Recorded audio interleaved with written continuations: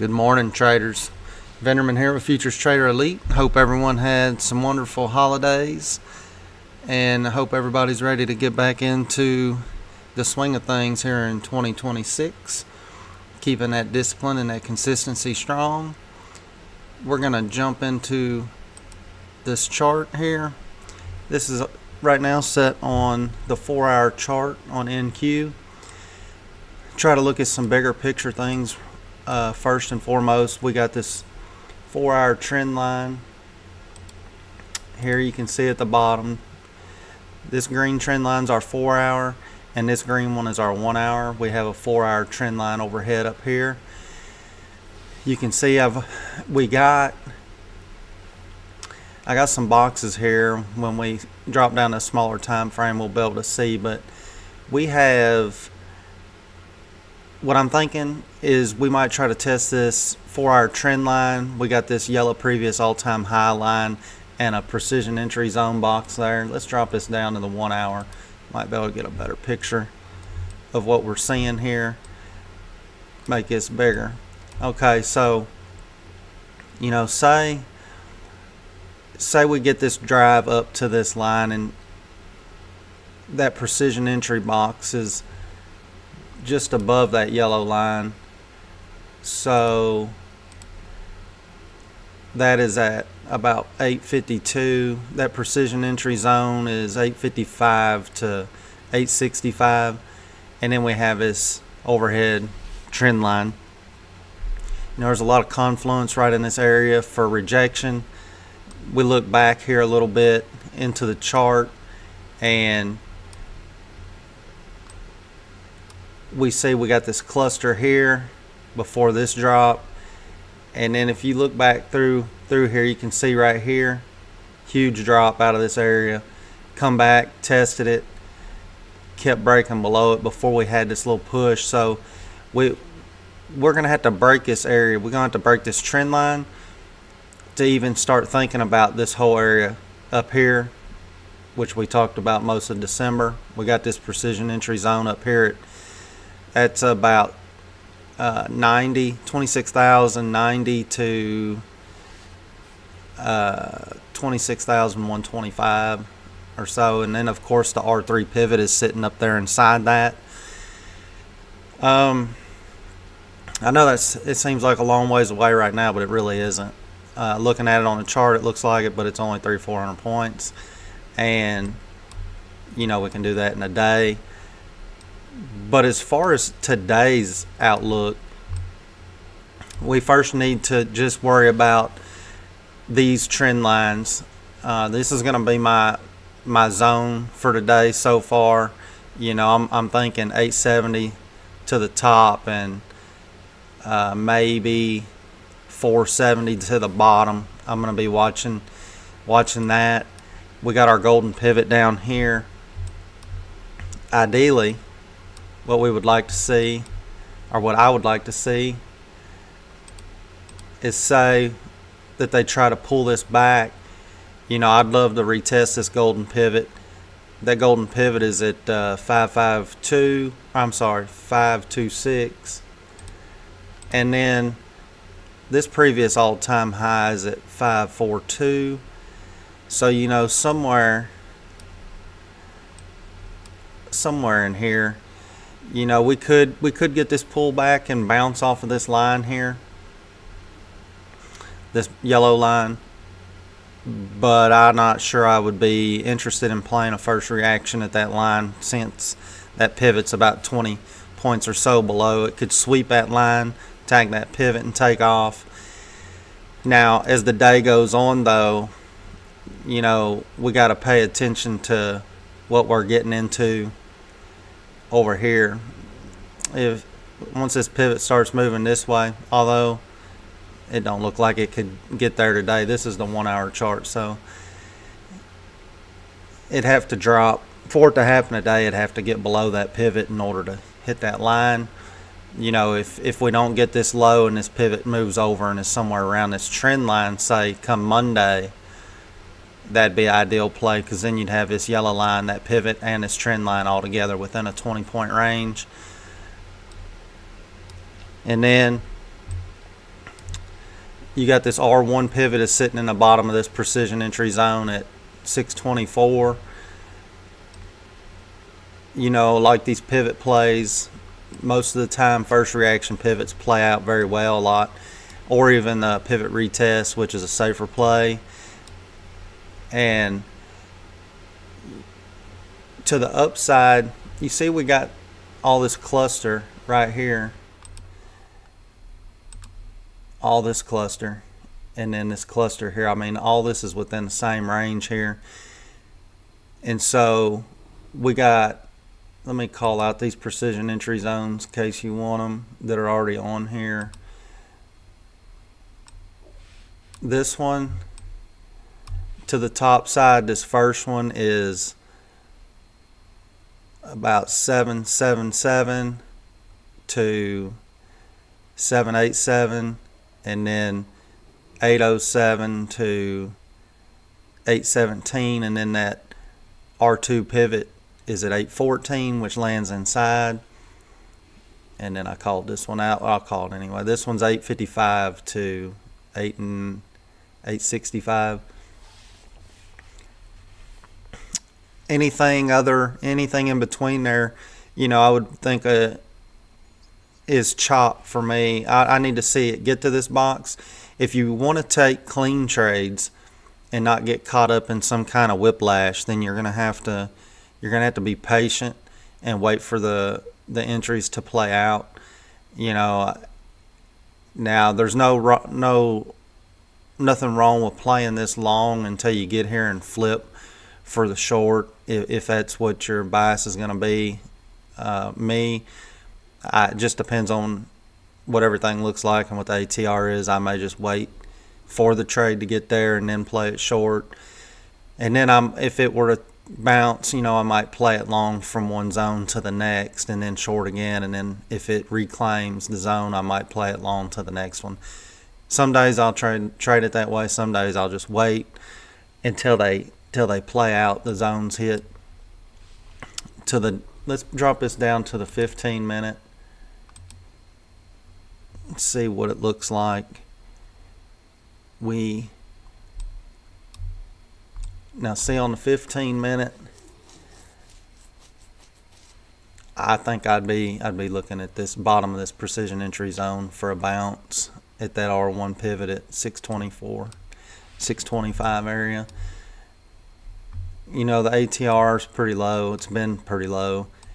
We'll see how they open it up today, the market, and see if it gets kind of volatile or not.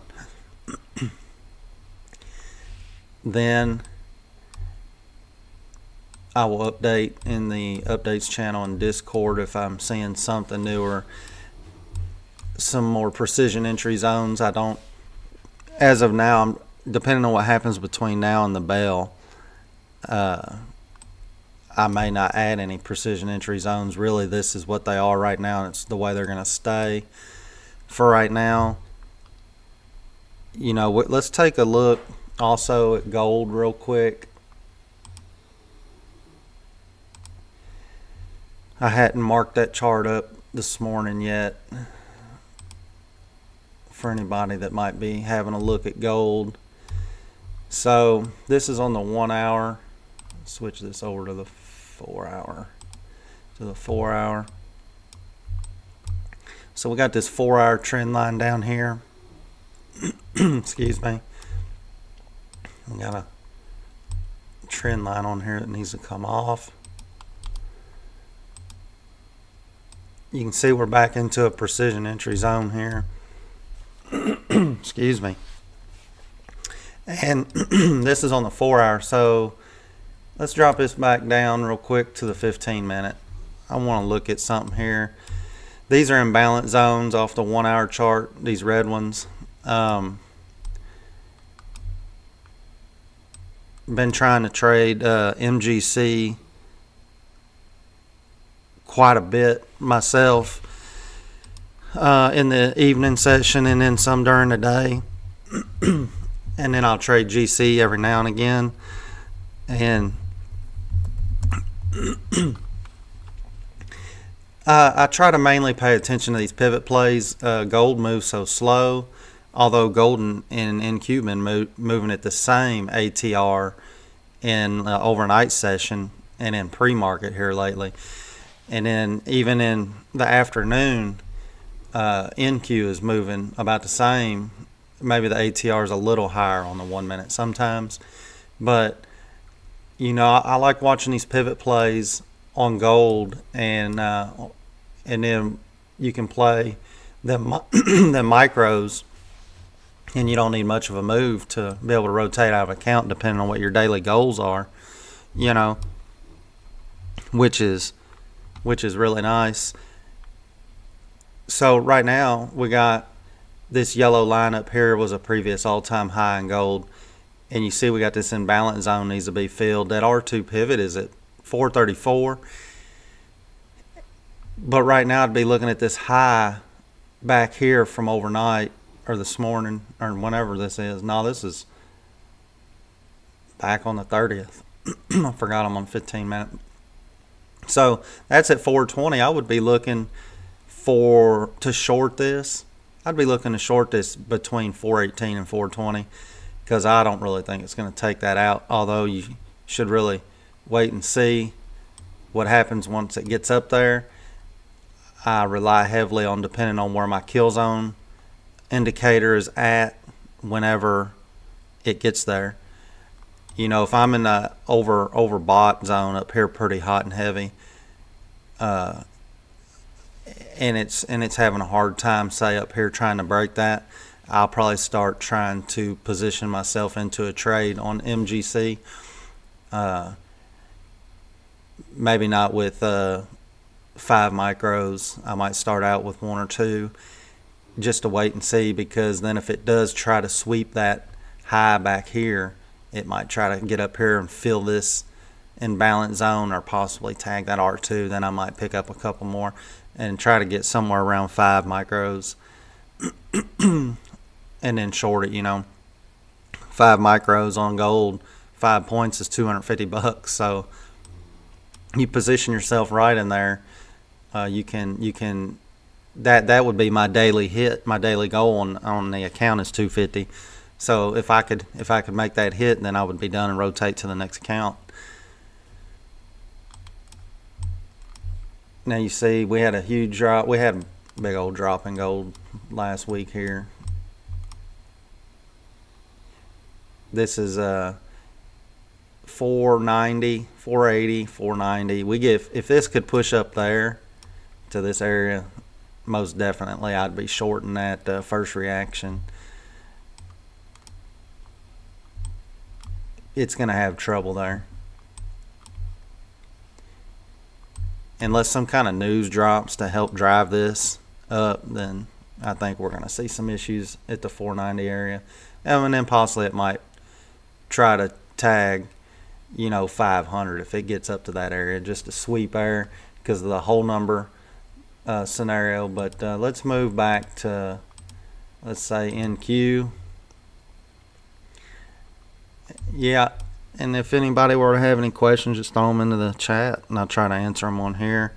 You can see now we're getting this drop on this 15 minute. It's at 689.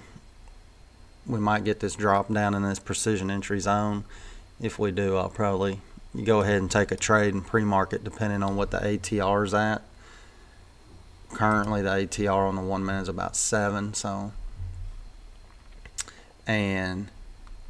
But see, here's the issue. Let me pull this over here. This is trading view.